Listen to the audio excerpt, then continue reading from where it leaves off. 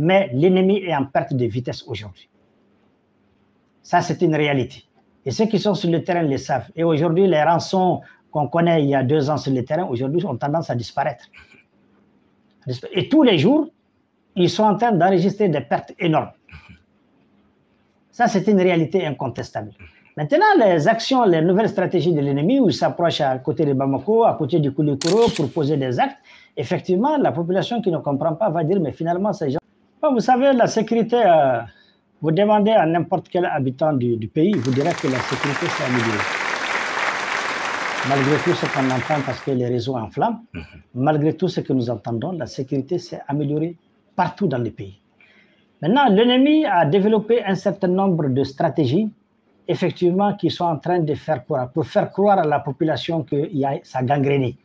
Lorsque l'ennemi vient à 40 km de Bamako pour attaquer un poste isolé, par surprise, vous voyez l'effet que ça fait à Bamako.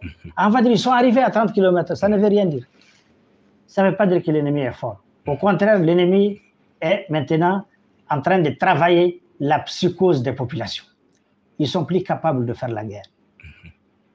Ils ont la pression derrière et derrière par la pression de ceux qui les financent pour déstabiliser notre pays, pour poser ces actes lâches. Mais l'ennemi est en perte de vitesse aujourd'hui. Ça, c'est une réalité. Et ceux qui sont sur le terrain le savent. Et aujourd'hui, les rançons qu'on connaît il y a 2 ans sur le terrain, aujourd'hui, ont tendance à disparaître. Et tous les jours, ils sont en train d'enregistrer des pertes énormes. Ça, c'est une réalité incontestable.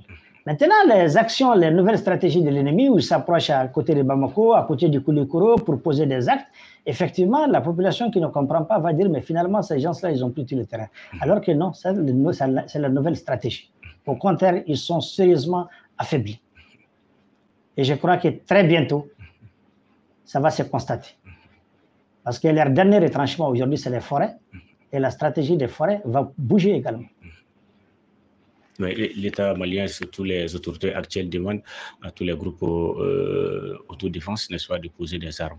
Est-ce que réellement, à votre savoir, est-ce que vous savez aujourd'hui que ces groupes, n'est-ce pas, ont déposé des armes? Est-ce que vous êtes au courant de cela? Non, c'est-à-dire que personne n'est en train de déposer les armes. Ce n'est pas parce que ceux qui doivent déposer refusent de déposer. Il y a un processus qui est là. Le chef de l'État a fait le choix du dialogue intermalien et de sortir de l'accord d'Alger. Parce que tout simplement, cet accord est devenu impraticable à cause de l'interférence, de l'ingérence de certains partenaires, dont la médiation elle-même. Après 10 ans, on n'arrive pas à l'appliquer. Ce n'est pas la faute à l'État.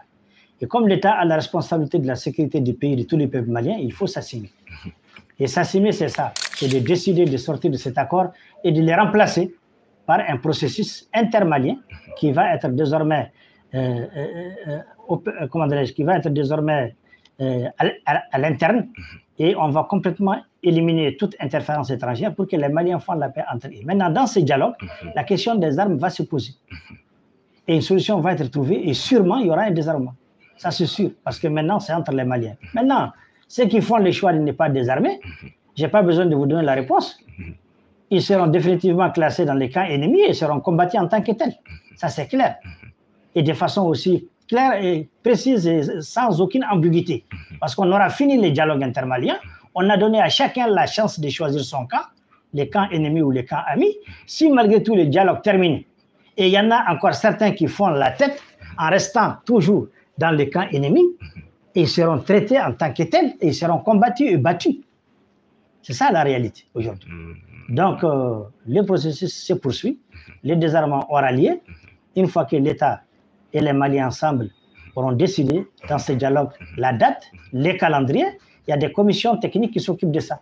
La commission désarmement de mobilisation et la commission intégration. Honorable, en venant ici, il y a certains Maliens qui m'ont demandé de venir vous poser une question, à savoir, eux-mêmes, ils sont conflits, tels qu'il y a beaucoup de groupes, n'est-ce pas, au Mali. Il y a CSP, SP, bon, il y a MAA, il y a d'autres demandes. Mais quelle différence entre, n'est-ce pas, ces groupes? Il n'y a plus de différence entre les noms que vous avez cités là. Tout ça, c'est les groupes terroristes. Aujourd'hui, c'est les groupes terroristes. Ceux qui ne sont pas groupes terroristes sont là à Bamako. Ils ont gardé leurs armes au service de la République du Mali en attendant la décision que le peuple malien va prendre par rapport à ses armes.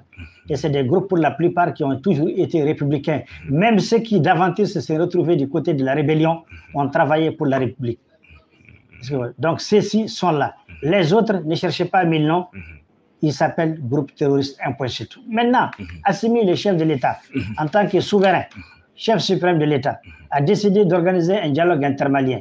S'il y en a qui ont décidé de revenir sur le bon chemin, intégrer les dialogues, travailler à la paix, mais je crois que le chef de l'État est libre d'accepter, de ne pas accepter. Et ça m'étonnerait qu'il refuse d'accepter des Maliens qui ont fait le choix de se convertir et de devenir des acteurs de la paix. D'accord. Honorable, est-ce que réellement vous êtes optimiste que le Mali redeviendra comme avant? Le Mali est déjà en train de redevenir comme avant. Ça, il n'y a même pas de doute là-dessus.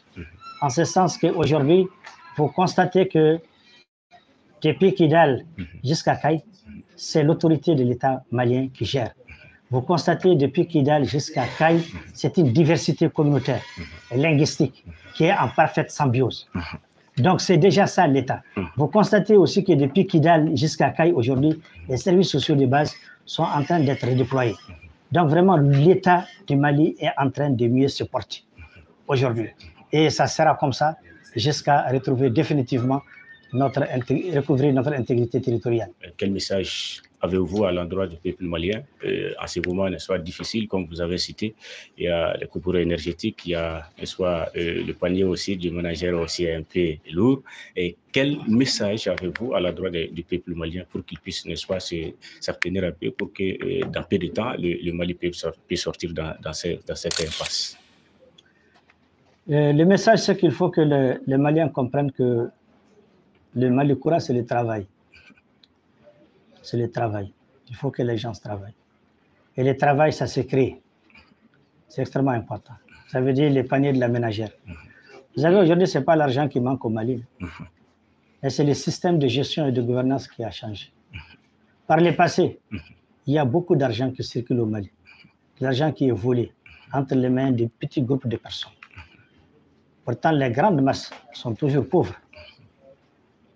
Mais la quantité, la masse d'argent colossale volée qui circule entre une minorité de personnes fait qu'aujourd'hui, on ne sentait pas qu'il y a des problèmes d'argent. Mais aujourd'hui, le fait que le système de gouvernance a changé, l'argent n'est pas volé, il sert aux besoins du peuple, plus les effets de la crise qui n'est pas nationale. La crise que nous vivons est une crise mondiale. La crise énergétique dont on parle aujourd'hui, c'est d'abord une crise mondiale. Certains Maliens tentent de faire croire que c'est un problème purement malien. Non. Les délestages, il y en a partout. Alors, mon appel est le suivant, c'est de dire à la jeunesse d'avoir des initiatives. La jeunesse en particulier d'avoir des initiatives, de retourner à la terre, d'avoir des initiatives de travailler la terre, de quitter la migration, de quitter l'aventure, de travailler la terre. Celui qui souffre parce qu'il y a un délestage, il n'a qu'à aller payer des plaques. S'il y a les moyens de payer, il n'a qu'à payer des plaques solaires. Il aura l'ampoule et la glace qu'on a eu pendant 60 ans. Ce n'est pas de l'autonomie énergétique. Avec 50 000 francs, tu as une plaque, tu as la glace et l'eau que tu avais avec EDM. Les Maliens peuvent faire ça. Et rester résilients jusqu'à ce que les grands projets structurants dans le secteur énergétique puissent voir le jour. Ça demande un temps.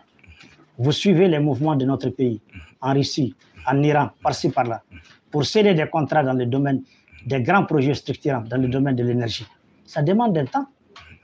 Et ça, en tant que Malien, si on ne peut pas souffrir, supporter ça, pendant que d'autres Maliens meurent tous les jours pour que nous dormions, alors quel est notre engagement souveraineté?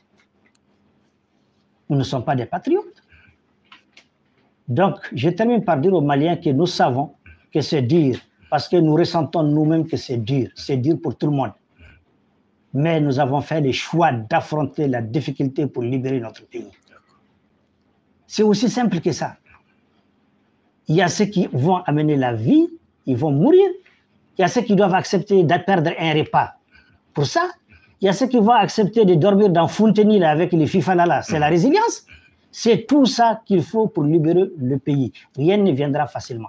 Vous savez, les Russes, là, pendant 30 ans, quand vous entendez les gens se dire que les Russes ne peuvent pas être de bons partenaires économiques, c'est parce que tout simplement, pendant les 30 ans, ils ne font que manger du pain sans sauce. Personne ne sait ça. Ils ont cultivé tellement du blé qu'il y en a pour tout le monde, mais il n'y a pas de la sauce. Certains, souvent, ils le mangent sans sauce, le pain, là. Mais ils ont fait un choix stratégique, c'était de développer l'énergie nucléaire et de développer les sociétés militaires. En 30 ans, ils se sont réveillés comme un monstre dans le monde, pendant que la France perd chaque année 5-10% de son budget. Et leur budget se multiplie par 3. Mais c'est les choix stratégiques.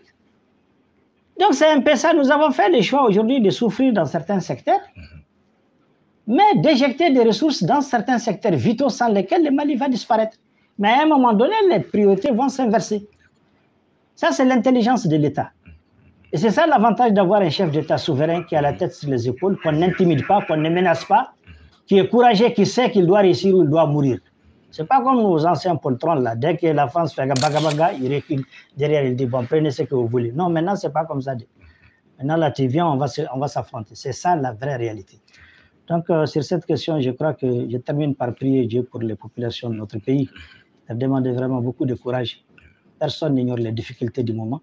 Personne n'ignore et personne ne les ignorera. Mais nous avons fait le choix pour notre dignité. On doit assumer le temps que ça prendra pour que le Mali nous revienne définitivement. Il n'y a pas d'autre option. Ceux qui ne l'ont pas compris, je me demande s'ils sont encore maliens. Mais je ne suis pas surpris parce que certains ont même oublié qu'il y a 97% des Maliens qui ont voté pour une nouvelle constitution. Merci. Je vous remercie. C'est bon.